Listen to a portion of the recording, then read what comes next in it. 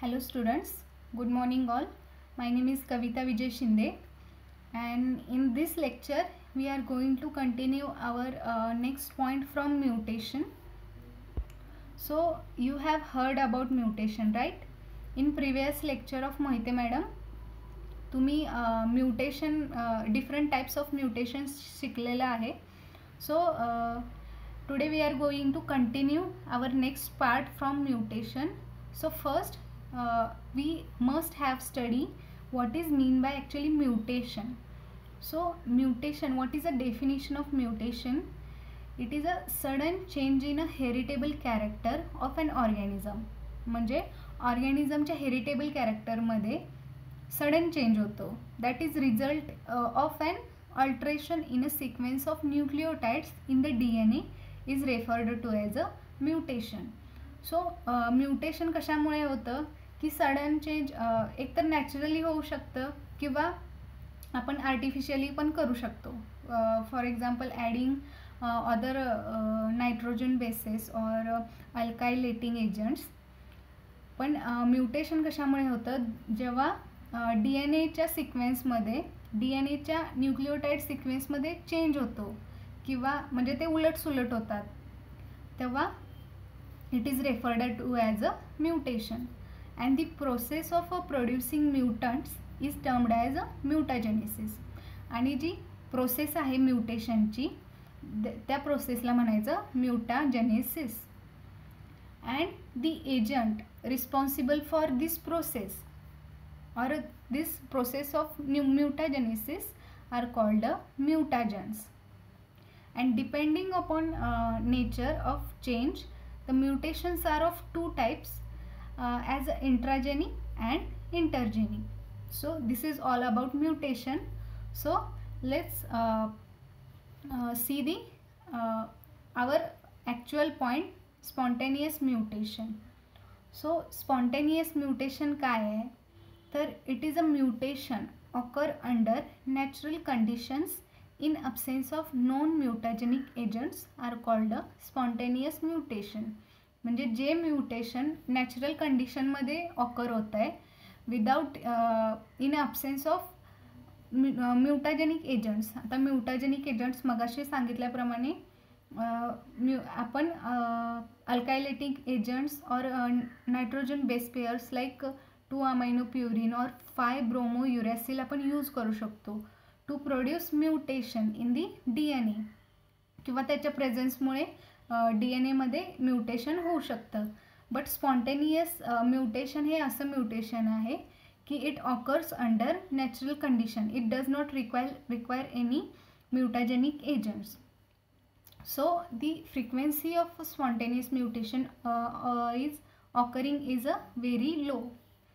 म्हणजे जास्त करून it does not occur. It occurs only at a low concentration and they occur at a rate of only one mutation in a 10⁻⁶ cells to 10⁻12 cells. So let's see the factors contributing to the spontaneous mutation in a bacteria are. आता कुठले कुठले factor आहेत जे की produce करतात spontaneous mutation in a bacteria. तर first one is a limited concentration of nutrients. आता limited concentration of nutrients कसं स्पॉन्टेनियस म्युटेशन प्रोड्यूस करू शकतो तर फॉर एक्झाम्पल आता एखाद्या ऑर्गॅनिझमला एखादा स्पेसिफिक ग्रोथ फॅक्टर लागतं आहे टू फॉर इट्स ग्रोथ. आणि त्या ऑर्गॅनिझमला आणि तो ऑर्गॅनिझम जर कंटिन्युअसली एक्सपोज झाला for a longer period of time to a less concentration of a specific growth factor तर तेव्हा तिथं स्पॉन्टेनियस म्युटेशन होऊ शकतं in a bacteria. Second one is a unfavourable exposure. आता अनफेवरेबल एक्सपोजर म्हणजे exposure to drying. If organism जर expose झाला unfavourable कंडिशन्सला for a longer period of time for example exposure to drying तर त्याच्यामध्ये spontaneous mutation होऊ शकतं. आणि third factor is the production of intermediate products of metabolism. आता intermediate products produced in a metabolic processes.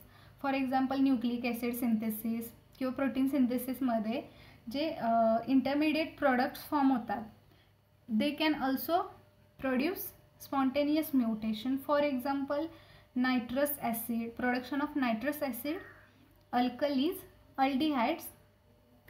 So these can produce this type of mutations. So let's see the causes of spontaneous mutation. There are two causes of spontaneous mutations. First one is error during DNA replication. आता जेव्हा DNA रिप्लिकेशनची process होते in a bacteria, तेव्हा काय होतं तर the errors in a DNA replication occur due to tautomerism of the nitrogen bases. आता tautomerism of nitrogen बेसिसमुळे स्पॉन्टेनियस म्युटेशन ऑकर होतं आहे. पण हे टॉटोमेरिझम काय आहे किंवा टॉटोमेरिक फॉर्म ऑफ नायट्रोजन्स काय आहेत, तर tautomerism is the ability of a nitrogen base to exist in more than one chemical form. म्हणजे काय नायट्रोजन बेस असे असतात की त्यांना दे हॅव ॲबिलिटी की ते मोर दॅन वन केमिकल फॉर्ममध्ये प्रेझेंट असतात. And it can pair with another nitrogen bases. So or it can base pairs with it can pair with another bases.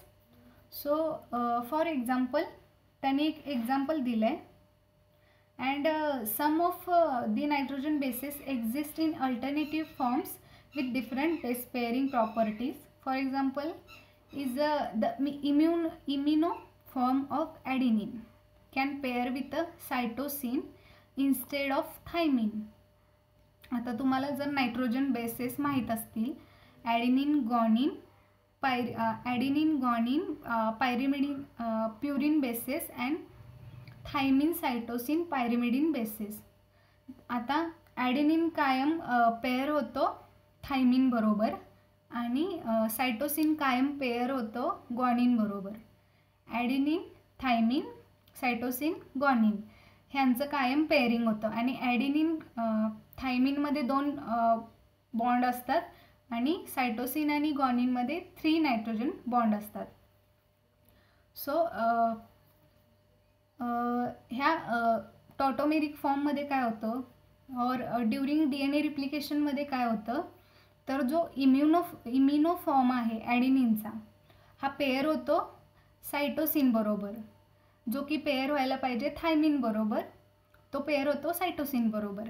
आणि जो इनॉल फॉर्म आहे थायमिनचा, तो पेअर होतो गॉनिन बरोबर instead of adenine. So thus if such tautomers occur during DNA replication and incorrect base may be incorporated, this results in spontaneous mutation. आणि ह्याच्यामुळे काय होतं म्हणजे रॉंग बेस पेअरिंग होतं. जर आता ॲडेनिनला जर थायमिन बरोबर पेअर व्हायचं असेल तर तो ॲडेनिन जाऊन पेअर होतो सायटोसिनला, आणि जो थायमिन आहे तो ॲडेनिन बरोबर पेअर व्हायला पाहिजे, तो पेअर होतो गॉनिन बरोबर, ज्याच्यामुळे त्याचं बेस पेअरिंग ऑल्टरेशन होतं आणि त्याच्यामुळे त्याच्यात स्पॉन्टेनियस म्युटेशन प्रोड्यूस होतं. So the proof reading mechanism by DNA polymerase and mismatch repair mechanism may repair such errors. आता जेव्हा कधीही आपल्या किंवा बॅक्टेरियामध्ये जेव्हा DNA रिप्लिकेशन होत असतं आणि तेव्हा जर तिथे म्युटेशन झालं तर एवढा पण काही फरक पडत नाही, कारण there is always presence of repair mechanism or there is a DNA polymerase activity of proof reading. तेव्हा during DNA replication DNA polymerase हा एन्झाईम आहे, तो प्रूफ रिडिंगची ॲक्टिव्हिटी करतो.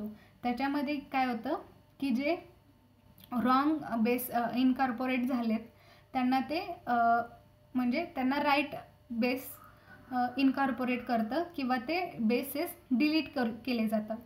आणि same as there is a presence of a repair mechanism. Repair mechanism काय करतं, आता एखादा चुकीचा बेस पेअर दिसला तर त्याला काढून टाकतं किंवा त्याच्या जागी राईटवाला बेस पेअर इन्सर्ट करतं.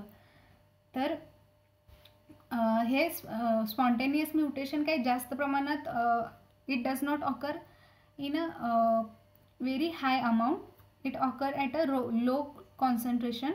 So DNA पॉलिमरेजला पण जर हे काम नाही झालं किंवा जे मिसमॅच जे रिपेअर मेकॅनिझम आहे त्याच्याकडून जरी हे काम नाही झालं म्हणजे हे DNA स्पॉन्टेनियस म्युटेशनला दुरुस्त करायचं त्याच्याकडून काम नाही झालं तर it can occur this type of mutation. So let's see in the diagram. You can see there is a immunoform of adenine pair झालाय cytosine बरोबर instead of a thymine, and there is a enol form of a thymine pair झालाय guanine बरोबर instead of a adenine. And due to this wrong base pairing, there is a amino group, there is a release of amino group or a loss of amino group which produces. आता जर मग काय होतं की cytosine yield करतो युरेसिल. जर सायटोसिनचा आपण amino group काढून टाकला तर there is a production of uracil आणि 5-मिथिल सायटोसिन प्रोड्यूस करतो. आणि जर 5-मिथिल सायटोसिनमधून जर अमायनो ग्रुप काढून टाकला तर इट प्रोड्यूसेस थायमिन और it is also known as a 5-मिथिल युरेसिल. आता 5-मिथिल सायटोसिन तुम्हाला प्रश्न पडला असेल तर it is a modified base pair of a DNA. It is a सायटोसिनमध्ये जेव्हा मिथिल ग्रुप ॲड होतो तेव्हा आपण in the 5th position there it is called as a 5-मिथिल सायटोसिन. सो अशा प्रकारे तिथं स्पॉन्टेनियस म्युटेशन होतं and there is a alteration of sequence of DNA. So second cause of spontaneous mutation is the spontaneous alteration of nitrogen bases. So another reason of this is the another reason of spontaneous mutation is an alteration of cytosine and 5-methyl cytosine. म्हणजे cytosine आणि 5-मिथिल cytosine, जर for example DNA मध्ये cytosine असेल तर त्याच्या जागी 5-मिथिल cytosine incorporate केलं जातो किंवा 5-मिथिल सायटोसिन असेल तर त्याच्या जागी सायटोसिन इनकॉर्पोरेट केला जातो. आणि जो मिथायलेटेड सायटोसिन आहे, जो मिथायलेटेड फॉर्म आहे सायटोसिनचा, that pairs with a guanine. So about 5% of cytosins in the DNA of many bacteria and viruses are 5-methyl cytosine. आणि हा 5-methyl cytosine incorporate होतो instead of a cytosine, and both cytosine and 5-methyl cytosins can occasionally lose their amino group. आणि हे दोन्ही 5-methyl cytosine or cytosine can lose their amino group due to mutation, and this results in conversion of cytosine to uracil. आणि आता जर सायटोसिनचा amino group काढला तर it produces युरॅसिल, आणि जर आपण 5-मिथिल सायटोसिनचा अमायनो ग्रुप काढला तर इट प्रोड्यूसेस 5-मिथिल युरॅसिल और it is also known as a thymine. This leads to change in a base pairing property and leads to spontaneous mutation. So हे कळालं तुम्हाला की 5-मिथिल सायटोसिन आणि सायटोसिन जरी असेल तर it can lose their amino group and pair with and produce 5-मिथिल uracil or a uracil. And another one is another cause of spontaneous mutation is the Spontaneous mutation may also occur due to the action of transposons. आता ट्रान्सपोझोन्स काय आहेत तर त्यांनाच आपण jumping gene असं म्हणतो. DNA वरती असा जीन सिक्वेन्स असतो किंवा असा सिक्वेन्स असतो जो की मूव होतो from one location to another location. So the transposons are the DNA sequences that move from one genetic locus to the another, and this is due to